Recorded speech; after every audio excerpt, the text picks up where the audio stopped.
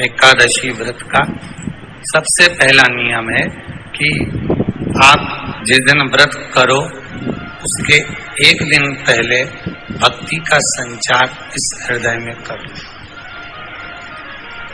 भक्ति का संचार इस हृदय में कर लीजिए। जिस दिन आप व्रत करो, जैसे एकादशी का व्रत कर रहे हो तो दशमी के दिन शाम का समय जब आवे, रात्रि जब होने लगे, शाम का समय आवे और रात्रि का आप जब भोजन ग्रहण करो तो उस भोजन में कोई ऐसा पदार्थ ग्रहण मत करिए जिस पदार्थ के कारण आपकी एकादशी बिगड़ जाए। एकादशी का दूसरा नियम बहुत ध्यान से सुनिएगा।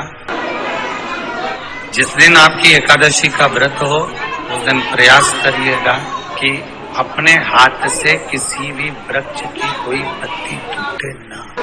अपने हाथ से किसी भी वृक्ष की, पौधे की, किसी भी वृक्ष की पत्ती अपने हाथ से ना टूटे। बहुत ध्यान दीजिएगा महाराज। एकादशी का ये दूसरा नियम है कि अपने हाथ से किसी पौधे की, किसी वृक्ष की, किसी डाली की कोई पत्ती ना टूटे, इसका प्रयास करिए।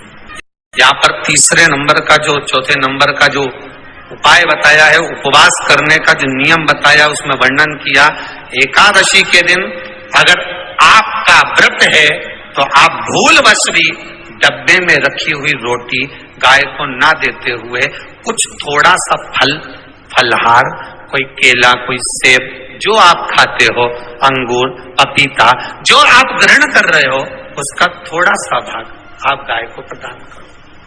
आप गाय को दीजिए। रोटी ही दी है, डब्बे में से निकाल के ले गई, गाय आई है, रोटी देना देव मना नहीं। बाकी के दिन आप आपके बेटे से कह दो रोटी दिया बेटा जा, और आप अपने हाथों से, आपका व्रत है तो आप फलहार आप कर रहे हो तो फलहार का ही दान गौ माता को दीजिए। पांचवा वर्णन किया चतुर्थ भाव में, बन सके जितना एकादशी के दिन भगवान का ओम नमो भगवते वासुदेवाय का जाप करें या अपने गुरु मंत्र का स्मरण करें, चाहे जो मंत्र आपके हृदय में समाहित हो। श्री शिवाय नमस्तुभ्यम, ओम नमः शिवाय, राम कृष्ण शिव, जो मन पड़े उसका भजन करें, पर दिल से करें। जितनी देर करते बने उतना देर करें। माला पकड़ने की भी जरूरत नहीं कि माला पकड़ के बैठो, तो घट की जिब्या से जप लो नहीं जी वही उत्तम ही पूरा हो जाए, वही बहुत। पांचवा नियम कहा, जिस दिन आपका व्रत रहे किसी निंदक से बात ना करें।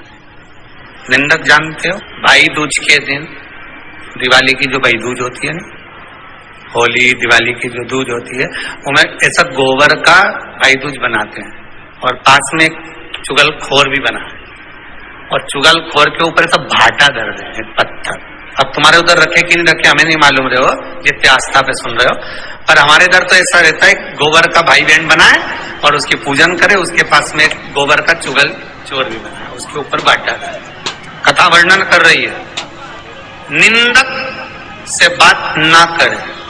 मान लो किसी ने आकर आपको निंदा कर भी दी तो तुरंत सूर्य नारायण भगवान का दर्शन करें और 3 बार उनका दर्शन कर कर नेत्र बंद करें, तब जाकर वो निंदा जो अंदर गई है, अंदर पवित्रता प्रदान करेगी, तब जाकर एकादशी का व्रत लगेगा। पहले तो प्रयास करो, अगर जो निंदा करने आता है ना तो उसको उस दिन एकादशी वाले दिन दरवाजे पे लिख दो, जीव की हत्या ना करे। अगला नियम है, अपने द्वारा जीव की हत्या ना हो, प्रयास करना, किसी को कष्ट ना हो।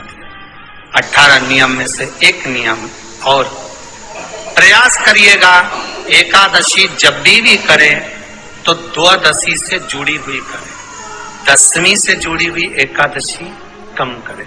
जो वैष्णवों की एकादशी कौन सी होती है? जो एकादशी द्वादशी से जुड़ी हो, दशमी से नहीं।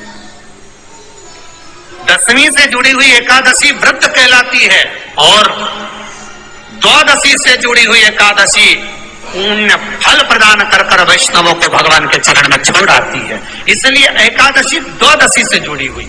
फिर अगला वर्णन किया गया, महाराज शास्त्र कहता है, अगला वर्णन जो किया गया उसमें बताया, प्रयास करें जिस दिन एकादशी हो उस दिन घर में बुआरी झाड़ू आदि जो लगती है वो दूसरा लगाए। क्यों?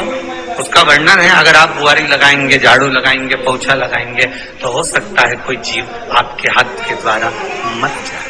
क्या करोगे? सारे व्रतों में केवल एक व्रत ऐसा होता है एकादशी का जिसका उद्यापन पहली एकादशी पर भी कर सकते हो। सारे उद्यापन में केवल एक उद्यापन ऐसा होता है, सारे व्रतों में एक व्रत का उद्यापन ऐसा होता है, वो है एकादशी का। ये जरूरी नहीं कि 26 पूरी होगी तभी तुम करोगे, या तो पहली में ही कर लो या फिर 26 पूरी हो तब कर। पर उद्यापन, अब तुमको ऐसा लगे कि हाँ मैं अभी तो जीऊंगी हो, अभी तुम्हारा बाल भी धोला नहीं हुआ, तुमको ऐसा लगे तो अभी तुम्हें तो बढ़िया, तो पहली पर करने से क्या फल मिलेगा? तो एकादशी की नियमावली कहती है, अगर मान लो आपने पहली एकादशी पर भी उद्यापन कर लिया, इसके बाद में जितनी एकादशी करोगे वो सारी तुम्हारे खाते में जुड़ती जाएगी। मतलब बैंक में खाता खोल लो, ठीक है? खाता खोल लिया, अब जितना कमाता जाओगा उसमें डालते जाओ, जितनी कमाई करके लाओगे उसमें जमा करते जाओ। एकादशी एक बार उद्यापन पहले में भी हो गया तो बाकी का पुण्य तुम्हारे खाते में आ जाएगा। एकादशी का उद्यापन बड़े महीने में माघ शुक्ल एकादशी के दिन, माघ का महीना हो, शुक्ल पक्ष की जम के बोलिए एकादशी हो, प्रयास करना कि आप उद्यापन करें, भले 5, 10, 11, 12 जितनी एकादशी हो जाए, 26 हो जाए तो ज्यादा अच्छी है, नहीं तो आप करें तो माघ महीने की शुक्ल पक्ष की एकादशी के दिन आप उद्यापन करें। प्रयास रखना, प्रयास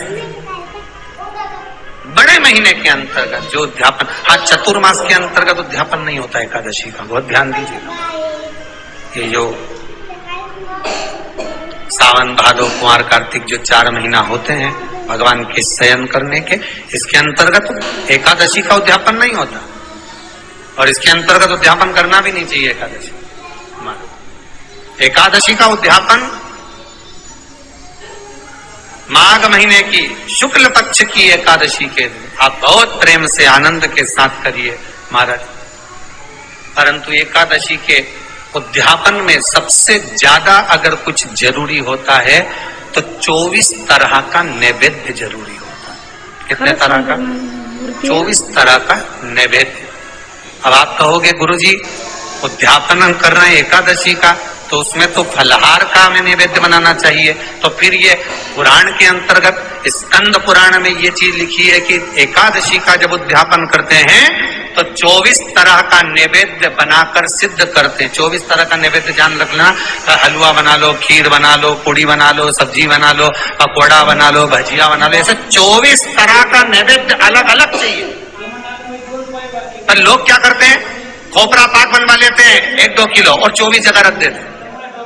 24 तरह का नैवेद्य रखा जाए। एकादशी के दिन भगवान का पूजन का पूरी तैयारी कर कर मंडल आदि बनवाकर विद्वान ब्राह्मण को बुलाकर, कर्मकांडी ब्राह्मण को बुलाकर जो भगवत सेवा में एकादशी का उद्यापन कराए, उन ब्राह्मण के चरणों को नमन कर कर, प्रणाम कर कर एकादशी का पूजन करवाइए। और उस मंडल की पूजन कराकर हवन द्वादशी को कराइए, एकादशी को हवन नहीं। एकादशी के उद्यापन का जो हवन होता है वो द्वादशी। श्री शिवाय नमस्तुभ्यं।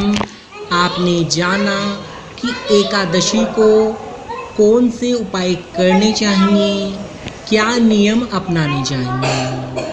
पंडित प्रदीप मिश्रा जी ने जो अपनी कथा में उपाय बताए हैं वो सारे उपाय बहुत ही ज़्यादा असरदार होते हैं।